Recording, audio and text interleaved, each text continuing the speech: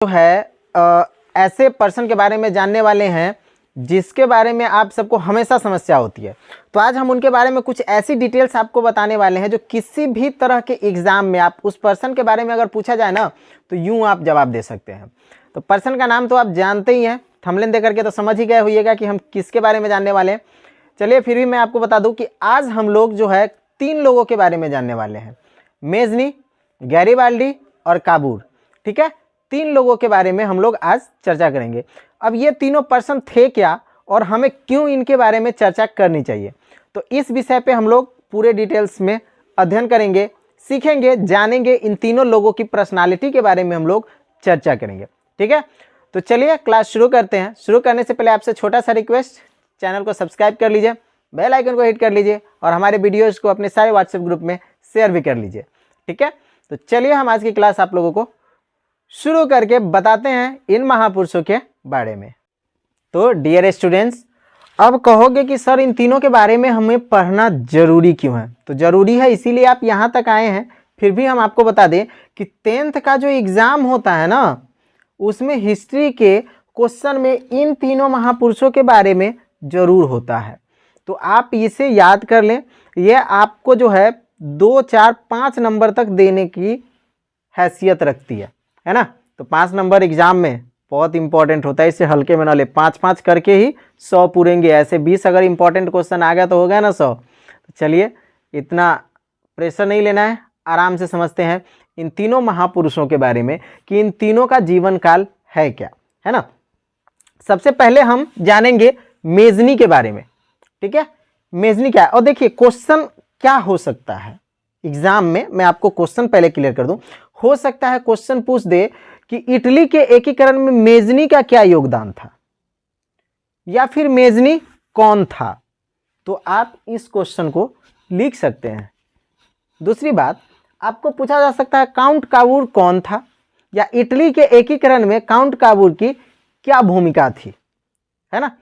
या फिर अगला क्वेश्चन हो सकता है गैरिबाल्डी कौन था, या फिर इटली के एकीकरण में गैरिबाल्डी की क्या भूमिका थी।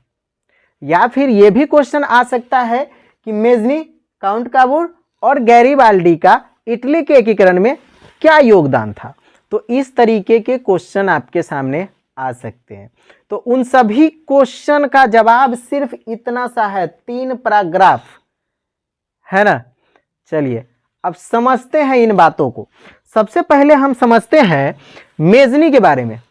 मेजनी क्या है, देखिए मैंने यहाँ पे नोट्स लिख रखे हैं, आप अपने कॉपी पेन लेकर के लिख लें ताकि आपको समझने में और ज़्यादा आसानी हो।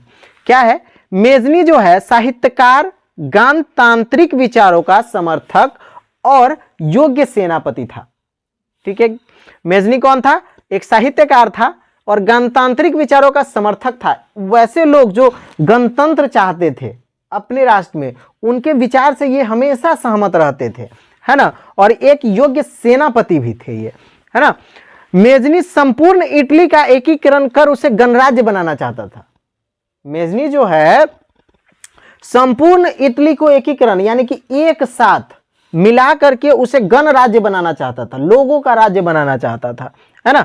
जबकि सार्डिनिया पिडमेंट का शासक, है ना, सार्डिनिया पिडमेंट का शासक जो था चार्ल्स एल्बर्ट, है ना, जो है सार्डिनिया पिडमेंट का शासक था चार्ल्स एल्बर्ट, उसने अपने नेतृत्व में सभी प्रांतों का विलय कर देना चाहता था, यानी कि विलुप्त कर देना चाहता था, अपने में मिला लेना चाहता था, यानी कि दूसरे जगह से हटा करके उसको अपने प्रांत में मिला लेना चाहता था। और एक और था पोप, है ना, एक राज्य था पोप, वो भी इटली को धर्म राज्य बनाना चाहता था। देख लीजिए, चार्ल्स एल्बर्ट जो था वो चाहता था कि सारा इटली का प्रांत हम में समाहित हो जाए, है ना, और पोप चाहता था कि सारा राज्य जो है धर्म राज्य बन जाए। अब इसी दोनों की लड़ाई के कारण, अब ये दोनों का विचार अलग अलग था, अब इन दोनों के विचार के कारण समस्या ये हुआ कि इटली का एकीकरण हो ही नहीं पाया, है ना। देखिए, धर्म राज्य बनाने का पक्षधर था। इस तरह विचार के टकराव के कारण इटली का एकीकरण का मार्ग अवरुद्ध हो गया था। कालांतर में ऑस्ट्रेलिया के हस्तक्षेप से इटली में जनवादी आंदोलन को कुचल दिया गया इस प्रकार मेजनी को पुनः हार हुई और वह पलायन कर गए। फिर क्या है कि युद्ध हुआ, ऑस्ट्रेलिया के हस्तक्षेप से जो है इटली में जनवादी आंदोलन जो चल रहा था उसको समाप्त कर दिया गया, और जनवादी आंदोलन जब समाप्त हो गया तो समझिए कि मेजनी हार गया और वह जो है इटली को छोड़ करके चला गया, है ना। फिर वापस आया, देखिए अब इससे आगे का कहानी भी मैं थोड़ा आपको बता दूं। वह छोड़ करके चला गया इटली को, तो छोड़ दिया तो साफ छोड़ नहीं दिया, वो जहां भी था दूसरे राज्य में, दूसरे राष्ट्र में, उस राष्ट्र में अपने किताब के जरिए, अपने खत के जरिए लोगों को वहां पे जो है मोटिवेट करते थे, मोटिवेट करता था कि भाई नहीं, हमको राष्ट्रवाद बनाना है, अपने गणतंत्र बनाना है राज्य को। तो अपने लेख के जरिए जो है लोगों को वो मोटिवेट हमेशा करते रहते थे। फिर वापस आए, कई सारी बातें हुई, है ना, फिर युद्ध हुई, कई सारी चीज़ों को लेकर के समस्याओं को जो है उन्होंने सुलझाया, तब जा करके जो है इटली का एकीकरण हुआ। लेकिन मेजनी ने जब तक इटली का एकीकरण नहीं किया तब तक वो हार नहीं माने, इसके कारण उनको कई बार राष्ट्र से निकाल दिया भी गया था, है ना। चलिए अब समझते हैं दूसरे शख्स काउंट काबूल के बारे में, ठीक है। काउंट काबू जो है एक सफल कूटनीतिज्ञ एवं राष्ट्रवादी था। काउंट काबू क्या था? कूटनीतिज्ञ एवं राष्ट्रवादी था, ठीक है। वह इटली के एकीकरण में सबसे बड़ी बाधा ना ऑस्ट्रेलिया को मानता था। देखिए यहां पे मेजनी के साथ ऑस्ट्रेलिया क्या किया कि वो अपना हस्तक्षेप कर दिया और जनवादी आंदोलन को समाप्त कर दिया। इसलिए काउंट काबू जो है ऑस्ट्रेलिया को सबसे बड़ा बाधा मानता था, सोचता था कि यही वो शख्स है जो इटली का एकीकरण नहीं होने दे रहा है, इसलिए ऑस्ट्रेलिया को ही समाप्त कर दो, खेल खत्म, है ना। ऐसा कौन सोचता था? काउंट काबू सोचता था, ऑस्ट्रेलिया को मानता था।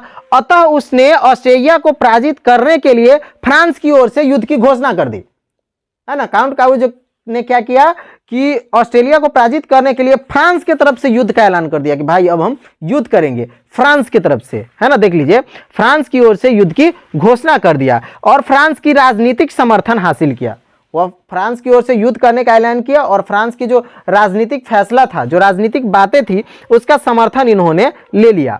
फिर काबू ने नेपोलियन 3 से भी, यानी कि नेपोलियन तृतीय से भी एक संधि की, जिसके तहत फ्रांस ने ऑस्ट्रेलिया के खिलाफ, ठीक है ना, वो देखिए नेपोलियन तृतीय से संधि किया काबू ने, तो फ्रांस ने जो है ऑस्ट्रेलिया के खिलाफ पीडमोंट को सैन्य समर्थन दे दिया, यानी कि सैन्य शक्ति, उनकी जो ताकत थी, सैन्य शक्ति जो थी वो जो है दे दिया, है ना।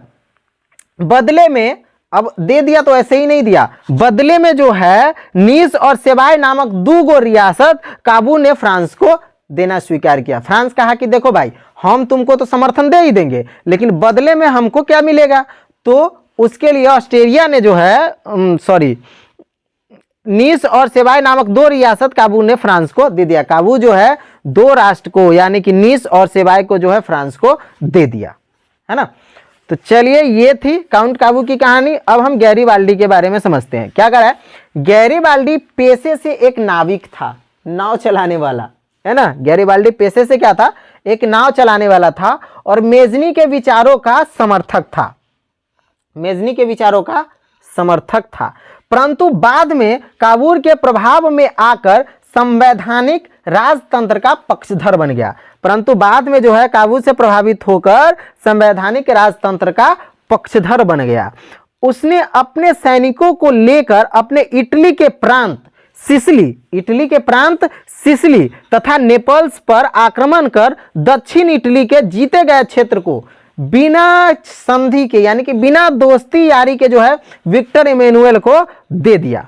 गैरीबाल्डी ने अपनी सारी संपत्ति अपने राष्ट्र को सौंप दिया और वह एक नॉर्मल साधारण किसान का जीवन व्यतीत करने के लिए अग्रसर हो गए। और वह कहे कि भाई अब हम साधारण जीवन ही जिएंगे, किसान का जीवन जिएंगे, मस्त रहेंगे, है ना। चलिए मिलते हैं नेक्स्ट पार्ट में, तब तक के लिए bye, best of luck and thanks for the watching.